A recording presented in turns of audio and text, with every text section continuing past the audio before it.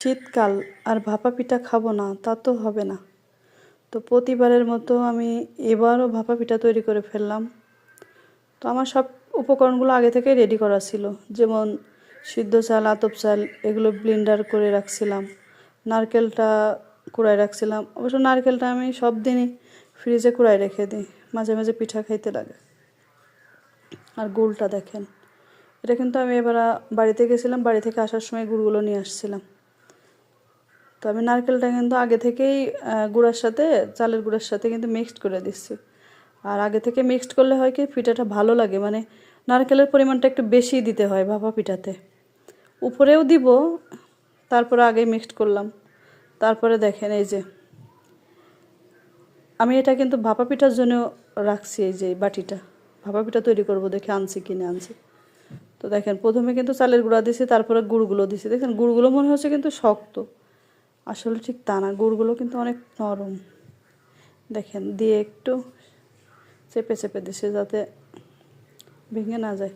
শেপটা দেখছেন, পিঠার শেপ কত সুন্দর। এবং উপরে একটু নারকেলও দিলাম, নারকেল কিন্তু মিক্সড করছি, তারপরেও দিলাম। ওয়াও, মাশাআল্লাহ, কত সুন্দর হয়েছে।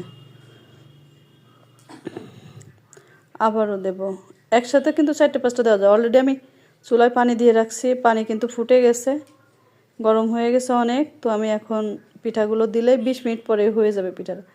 আর এই পিঠাটা তৈরি করতে কিন্তু বেশি সময় লাগে না, 20 মিনিট মতো সময় লাগে, আর কষ্টও খুব কম। সব যদি রেডি করা থাকে তো বানাতে তো কষ্ট হয় না। দেখেন মাশাআল্লাহ, কত সুন্দর হয়েছে পিঠাটা। দেখেন 4টে, তো একসাথে 4-5টা করে দেওয়া যায়, দিলে দেখা যায় কি যে দুইবার দিলেই সব পিঠা বানানো যায়। দেখেন কত সুন্দর হয়েছে। তো আমি এখন এটা ঢেকে দিব। ঢেকে দেওয়ার পরে এর সাথে বড় আর একটা ঢাকনা দিয়ে ঢেকে দিব, কারণ কাঁচের ঢাকনাটা একটু ছিদ্র আছে তো, যাতে ভাপ না বের হয়ে যায়। আর এই ঢাকনা দিয়ে দিলে ভালোভাবে সেদ্ধ হয়ে যায়। ডবল ঢাকনা দিলাম, তাড়াতাড়ি সেদ্ধ হয়। দেখেন 20 মিনিট পরে কিন্তু হয়ে গেছে পিঠাগুলো, উঠাইছে কত সুন্দর। একটা পিঠাও কিন্তু ভাঙ্গে নাই। দেখেন মাশাআল্লাহ, ভেঙে দেখাচ্ছে পিঠাটা। দেখছেন গুড়গুলো সব দিকে সমান হয়েছে। ওয়াও, খুব সুন্দর।